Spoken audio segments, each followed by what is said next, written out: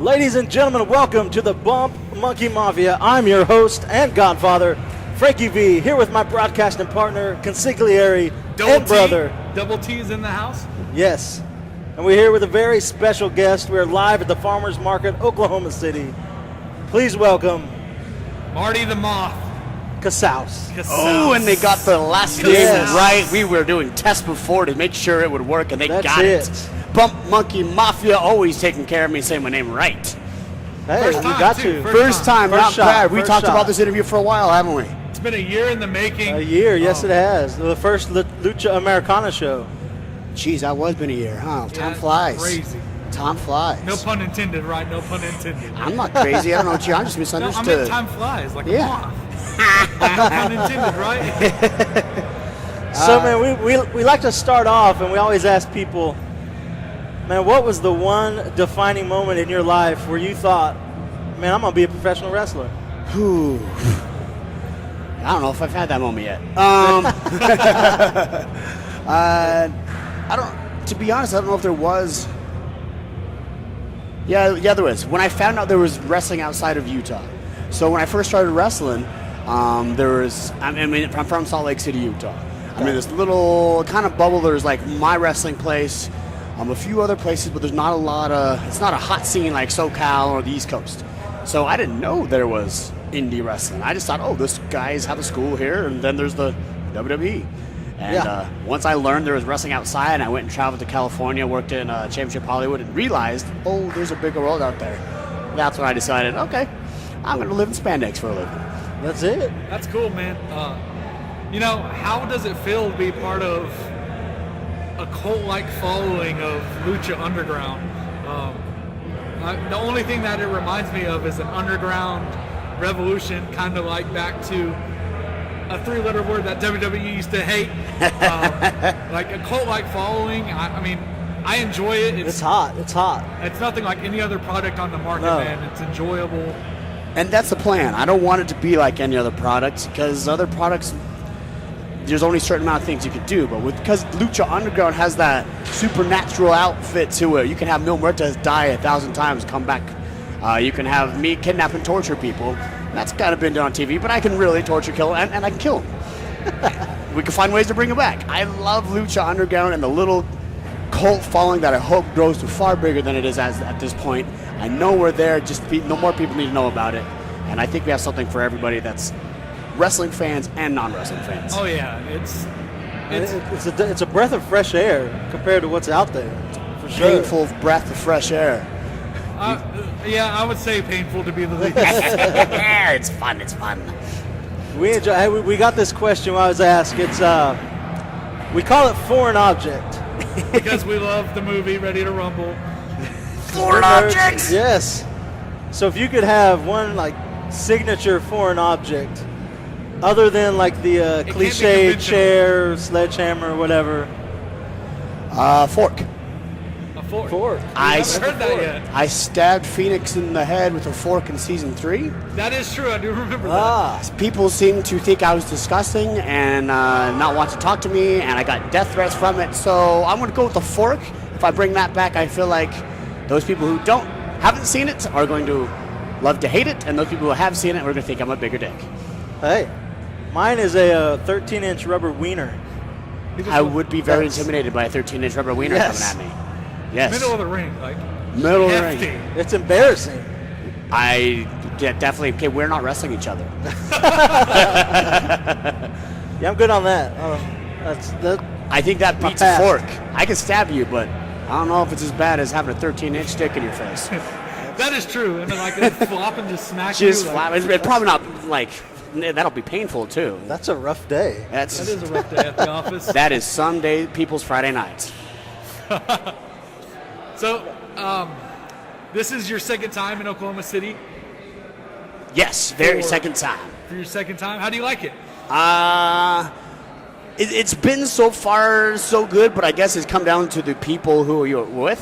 I've noticed I can have really good fun at places where people normally don't want to go, and I've had crap times in cities where people would normally say are really fun. It all comes down to who you're hanging with at that time. That's cool. True. So there's a lot of crazy people in Oklahoma. I was the last one up again last night, but hey. I was in LA last week. You were in LA last week. You missed the Lucha Underground taping. I know. It was so different. Like, things are so fast-paced out there compared to here. Oh, like, absolutely. Like, we're just slow. Where you went there for? Mission trip. I took a bunch of 7th and 8th graders. Oh, nice. Did like some community outreach and stuff. It was pretty fun. Did any shows? Nothing like that? We didn't. I wanted to find a wrestling show down there, but. Oh, man, the SoCal scene is amazing. There's so much wrestling out there. I went out there, so we did Lucha Underground, but then I did a show called Bar Wrestling. You guys heard of Bar Wrestling? Yeah. Run by Joey Ryan. The fans there are very reminiscent of the Lucha Underground temple. I love the Believers. Going back to the question you said before, how's it like to be kind of in the Lucha Underground environment? I love that place because it feels like the old ECW arena where in that ballroom, it's a whole different atmosphere than anywhere else. In the temple, It's a whole different atmosphere. We got a new temple, and that atmosphere has stayed just the same. The fans are just as crazy. That's awesome. And in fact, we made sure to bring in some new fans, and they learned the ways of Lucha very quick. When we say move, get out of your chair, here we come, because get the heck out of the chair, we're coming. Yeah. Right. They learned today. Dude, I've been to shows where crowds, they're non-responsive. They just sit there. I hate those crowds. And it's like, come on, like, you paid money to come watch this. Right. Why are you not enjoying it? At the same time, I do the same thing. When I go to a wrestling match, I don't pop up and go crazy. I just sit and watch and have, haha, that's funny. So I'd be a horrible fan. I am a fan, but I'm a fan that I hate. So that sucks. But you look at it from a different perspective. Yeah, it's different for us. It's harder for us to sit and enjoy just wrestling for what it is as a fan because we're around it so much in a different light. So we see it differently. Like, except when we commentate. Yeah, when we commentate, it's off the Oh, then you look at it completely different, don't you? Yeah. Oh, absolutely. I love going still to wrestling shows when I'm not on them, and just sitting in the crowd, just enjoying myself as a fan. Again, unfortunately, I'm not the one that jumping up and down and yippee-ki-ying like I want fans to do. Yeah. But I love going to wrestling shows I'm not booked on and just enjoying a show. I'm still a fan. People. I'm going to bring this up because I've been wanting to talk about this. Why is Mark a bad thing? Like, someone explain Mark is a bad thing. Man, It's in a negative light. Yeah, It's in a negative light. it's a stigma that if you're a fan that has more than just the typical love for wrestling, if you're passionate about wrestling and you follow and you're well educated about it, like you're well educated about wrestling, I feel like marks are, and I don't mean that in a bad way because we've been called marks, and it used to get at me, and I'd be like, you know what? No, I'm passionate about this sport. I love this sport, and there's nothing I'd rather watch. So I can't explain it in a bad way. I tried to. I can't. Me neither. I don't get it because going along with the same thing that you just said, okay, Mark is someone who's very passionate about this sport. I love this sport. They know stuff about this sport. I know a lot in the last 14 years about how to wrestle. But I took the next step and decided to wrestle. So doesn't that make me the ultimate Mark? Aren't wrestlers the ultimate Mark because we're the ones who decided to dedicate our lives, our eating habits, our income, our 12-hour rides to just do this in front of people? Isn't that the ultimate sign of a Mark? We're all fans. Like, there's no question. I just hate the stigma towards it. Right. I know I shouldn't have brought that up, but I just hate the stigma. I love stuff like that because, I usually rant on this podcast a lot. Oh, That's my favorite bring thing. it. I love to rant. I got my gear here, bro, so you're not holding me up for anything. So, I mean, like, it's just, like, even on Facebook, like, I see, people talk about, well, on this page and this person doing that, like, bro, why are you saying that? You're such a mark. That's never going to happen. They don't listen to us, blah, blah. Like, they do. Some do. Some do. Some We listen hear to you us. guys, whether they listen to you or not, we hear you guys. Like, Most people. I'm stupid. I won't lie. Sometimes I look and see what people are saying about me. Sometimes it hurts, especially being a bad guy. But But it's people talking. So. funny story. Uh-oh. My girlfriend and her kids are recently wrestling fans. That's actually how we met. And we were watching Lucha Underground, and I totally got him hooked on it. Attaboy. And I was like, hey, I know that guy. he has one of our shirts. He's a real cool dude. And it was, I can't remember what match. It was a bad one. Season 3. Was it the Phoenix match? I can't remember. You were... It's a bad one? It was bloody. No, bloody bad, one. Like, No, you not definitely, bad as in, like... you definitely watching my matches, though. Bad as in, like, it was a battle, like... And like, you like that crazy person? I'm like, yeah, I do. So just the difference of opinions that fans can have. I just hate how a group of fans overshadows. Like, you're not a true wrestling fan if you like this guy. Right. I love people's opinions that try to force them on other people. I can have a different opinion than you, and I think that's just perfectly fine. I can have my favorite wrestler. That's perfectly fine. It could be different than yours. That's fine. What's that whole First Amendment thing? Man, people get butthurt. I hate today. Why do people get butthurt so politically correct? I can't even say anything without getting in trouble for something. Well, you can say whatever you want here. Here, just someone's going to shit on me for it. We really don't. So speaking of favorite wrestler, if you could work anybody, dead or alive? Don't even have to think about it. I got one or two. I get either Shawn Michaels or Stone Cold Steve Austin. How you doing, brother? How you doing? It's been a Tommy's minute. alive. It's a miracle. Yeah, what? The jelly from the last show? The jelly. Oh, yeah. Belly to belly. Belly to ECW belly jelly. It's my favorite. 500 cases in. Does that make sense? Ooh. I think you just wanted to promote his jelly on your podcast. That's really what it Hey, we promoted on the page. Sneaky man. We see what you did Cheap there. plug. It's that Hall of Fame shit. You gotta get what you can get. He is a member of the Bum Monkey Hall of Fame. There we go. 6 different ones, but they don't matter. And I'm actually going to, speaking of cheap promoting, I'm actually going to be putting this on my vlog, on my YouTube channel at Mr. Martin Casaus. If you literally Google Marty the Moth, you'll find it. I'm going to put Butt Monkey Mafia on the vlog, on this interview, so those people should be watching. Watch it. Subscribe to this now. Yes. Awesome. And see their description in the description? The link? The link in their description. Send that man a link. There we go. Send that Send man a this. link. Yeah, there we go. Cheap Yeah. plug. Back to our question. Anybody alive or dead? Anybody? This like, is Shawn Michaels. Shawn Michaels or Stone Cold Steve Austin? Shawn Michaels is because that's the one that when I really started taking this, oh my gosh, I'm going to try and make this really a reality. That's the one I looked at and I'm like, that guy looks like he's having fun. So that's the one I kind of emulated towards. Stone Cold Steve Austin, because, well, he's my Tough Enough coach. And who doesn't want to get in the ring with Stone Cold Steve Austin? That's true. That is very How, true. how was the Tough Enough experience? Well, it was tough. Enough. Apparently I'm not. But that's okay. I am doing just fine.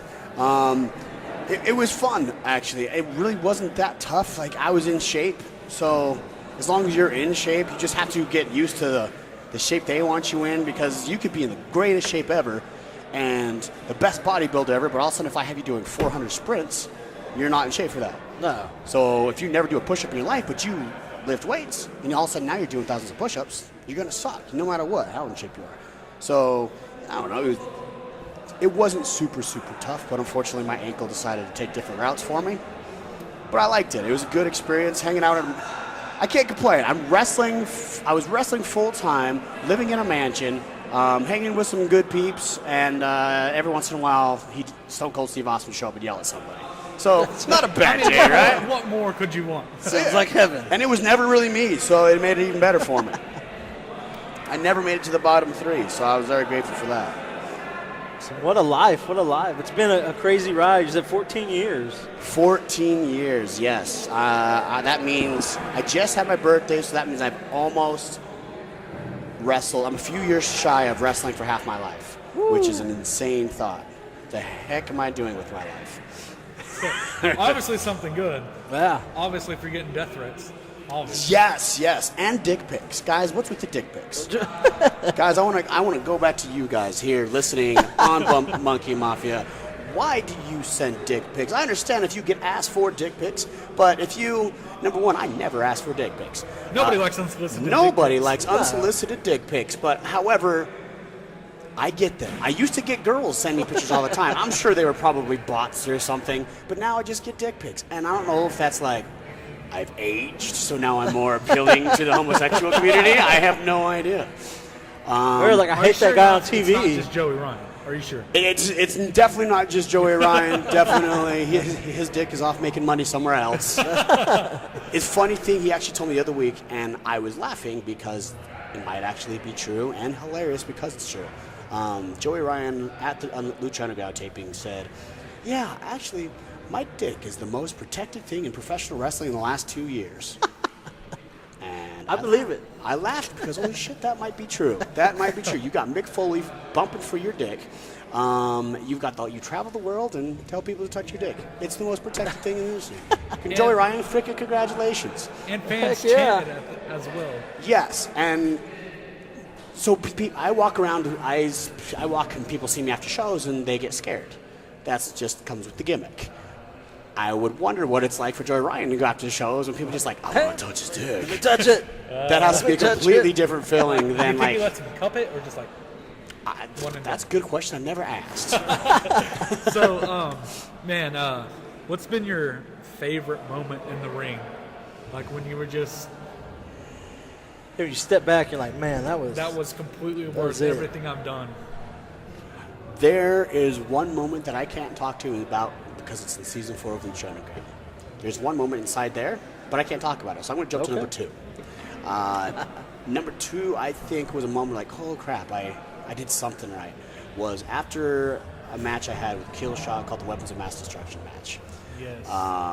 That match wasn't supposed to happen. Me and Shane just liked wrestling each other, and we talked to the writers because they wanted us to just like end the feud and whatever, quick 5-6 minute match, whatever.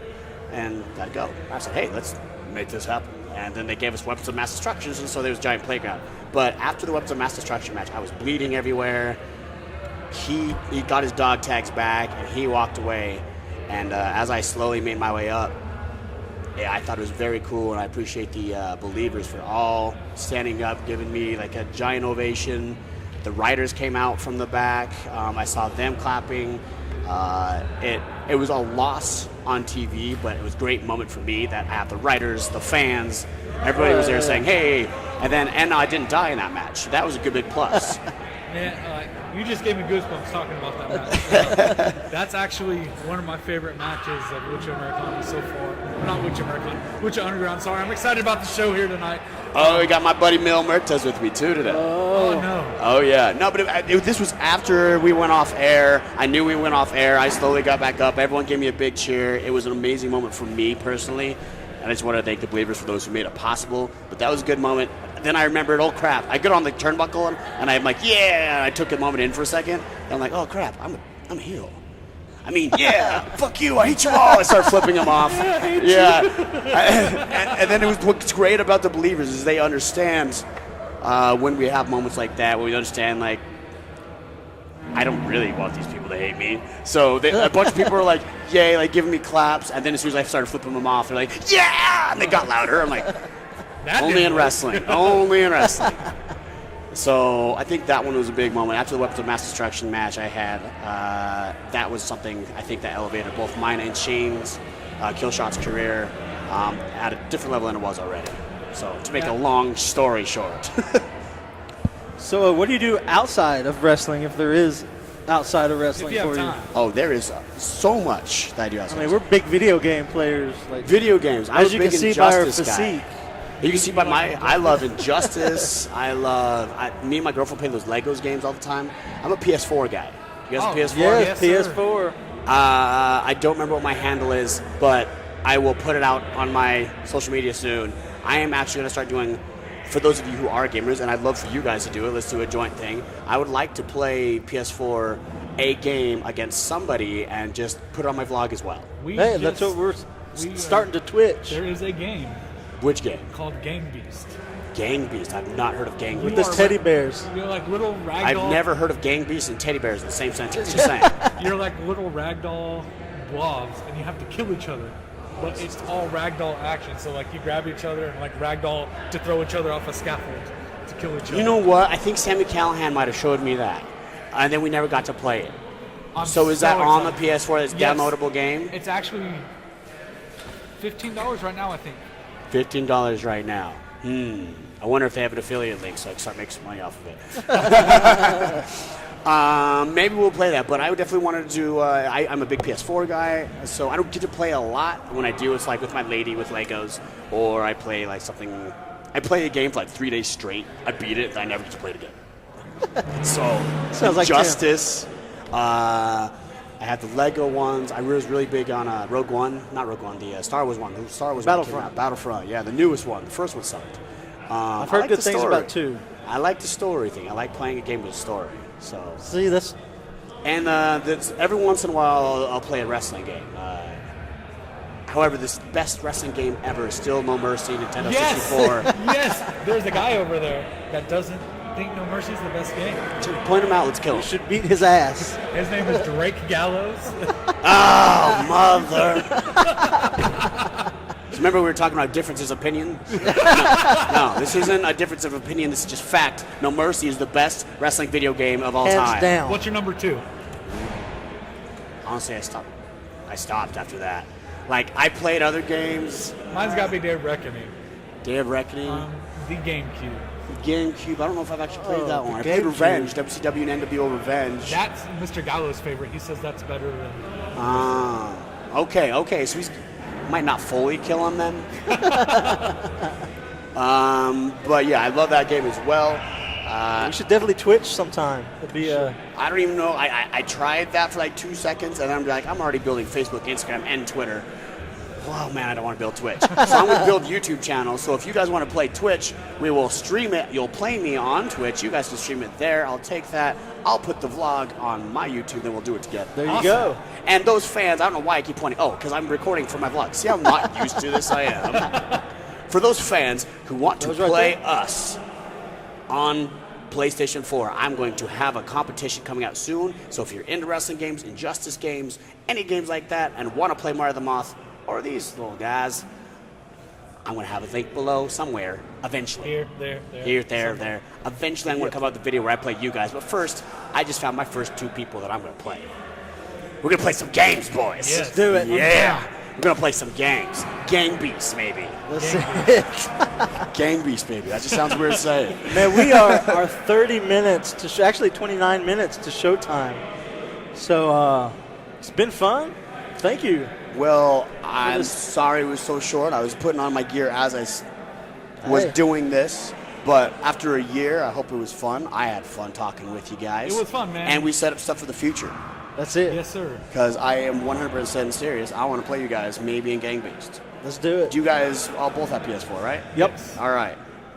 Well, sweet. Well, thank you much for having me on. No Thank problem. you so It's always much. a pleasure, man. Yes. Just for a cheap plug here for my stuff. If you're in Oklahoma right now, this won't even be shown until later on, right? Yeah, I won't be I too. won't even be here today, so I will just not promote the show. However, if okay, just blank. Follow me on Facebook, Instagram, Twitter, and Instagram at Martin Casaus, MartinCasaus. If you can't spell it, Google Marty the Moth. I promise you will find me on martincasaus.com. There's a newsletter. I'm going to send out a thing once a month, and I give you a discount code on my website. So if you are part of the Marty Party, you guys get discounts. Hashtag Marty Party. Hashtag Hashtag Marty it. Party, Moth Army. Hell yes. Thanks for having me on, guys. I appreciate you guys. Oh, thank you. And as always, you can catch us at your next local wrestling event. If we're not stopping.